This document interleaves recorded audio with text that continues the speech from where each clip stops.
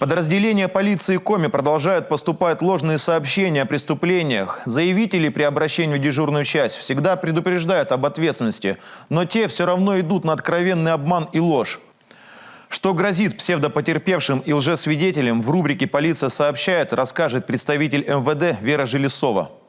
Чаще всего граждане пишут ложные заявления о несуществующем криминале в порыве злости или из чувства мести, чтобы насолить своему обидчику. Эмоции проходят, а последствия остаются и довольно серьезные. Заведомо ложный донос о преступлении, даже небольшой тяжести, обернется для псевдопотерпевшего или свидетеля уголовным делом. Жительница Вуктыла возвращалась домой с гостей.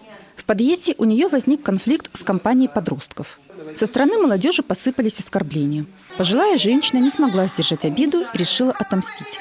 Приняв на грудь, она позвонила в дежурную часть полиции и сообщила: на лестничной площадке на нее напали хулиганы, избили и отобрали мобильный телефон. В ходе следствия выяснилось, что женщина все выдумала. Вину в инкриминируемом деянии в ходе следствия и судебного разбирательства дела жительница Вуктыла не признала. Суд сжалился над пенсионеркой и назначил ей наказание в виде штрафа в размере 6000 рублей. А 26-летний житель Ухты сообщил об угоне своей машины.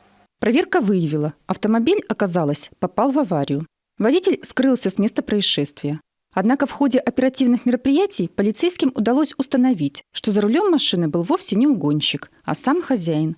Мужчина сознался в обмане, пояснив, что просто испугался ответственности за совершенную аварию. Гражданин может быть наказан штрафом в размере 120 тысяч рублей, либо в размере заработной платы или иного источника дохода в период до 1 года, или исправительными работами, обязательными работами, принудительными работами на срок до 2 лет, или арестом на срок до 6 месяцев, либо лишение свободы на срок до 2 лет.